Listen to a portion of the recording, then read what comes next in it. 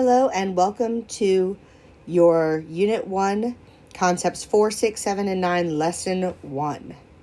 Today's objective: scholars will create and graph linear functions. So we've discussed what functions are, but we haven't discussed how we create and graph them, so that's what we'll be doing today. So what is a linear function? When it is graphed, it is a line. We talked about different types of functions. If you notice here, on this line, any place that I look at my x value, I only have one value. There's no points where my x value gives me to more than one y value. So this is a linear function. It looks like a line. We know that it's a line because it has a constant rate of change. If you're ever asked if something is linear, how you know it's linear, the answer is always going to be it has a constant rate of change. The other option, if it's not linear, is because it does not have a constant rate of change. Rate of change is also called the slope, and it's the ratio that can be expressed many different ways. Sometimes we'll say rise over run, especially if we're looking at a graph. It's also the change in y divided by the change in x.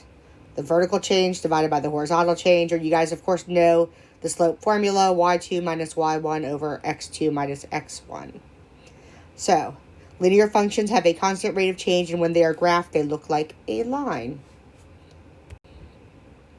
So how can we create linear functions? We can write functions, to represent situations where there is a constant rate of change. That's the key there. It has to be something that has a constant rate of change. We can write them in slope-intercept form. So here I have slope-intercept form, y equals mx plus b, where m is your slope and b is your y-intercept. Okay, so this is the easiest way. If you write it this way, it makes it very clear that it is a linear function, and we can talk about its slope or its rate of change and its y-intercept. The other way it can be written is what's called standard form. In standard form, we have something times x plus something times y equals a constant. Both of these are linear functions. These are just two different ways to write equations for lines.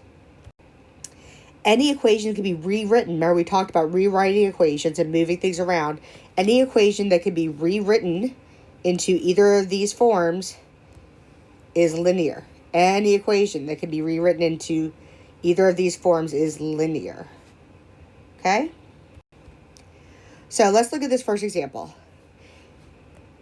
A taxi driver charges $2.25 for you to get into the car, and then 75 cents per mile driven. Write a function to represent this situation, then graph it. So what is the rate of change in this situation? Well, we have a couple of numbers in this. We have 225, right? And then we have 75 cents, but that's per mile. So which of those is our rate of change? We should be able to know that 0.75 is our rate of change, because that is per mile. Okay? So, what's our y-intercept? We have 0.75 is our rate of change. What's our y-intercept? What's our starting point? See right here, to get into the cab, it costs $2.25. So there we have our y-intercept and our starting point. From here, we can write our equation. So we're going to write this in function notation. So f of x instead of y equals, we have mx plus b. So which of these is m and which is b? Remember, rate of change is our m. Our y-intercept is b. So we're going to write this. F of x equals 0.75x plus 2.25. The other thing we can do is we can write a function to be for something that's represented in a graph. So let's talk real quick. How can we find the rate of change looking at this graph? Well, remember, we have said that rate of change is the change delta y over delta x, change in y over change in x. So let's look at our change in y. How much of a change is it to go from 1375 to 2125. How much of a change is that? Hopefully you guys have figured that out. All we're going to do is subtract it, and we get 7.5. Now let's look at the change in x. To go from 5 to 8, we increased by 3. Let's check again. Let's check another spot. Here I have an increase between 38.75 and 51.25. I have an increase of 12.5. Here I have an increase of 5. So I have 7.5 over 3, or 12.5 over 5. I guess I didn't write that point very clearly. They should both come out to the same thing. If you divide them both, you get 2.5 for either of these. Okay, remember, it should be the same all the time, no matter which set you're looking at. So I have my rate of change of 2.5. So now that I have my rate of change of 2.5, how could I use that?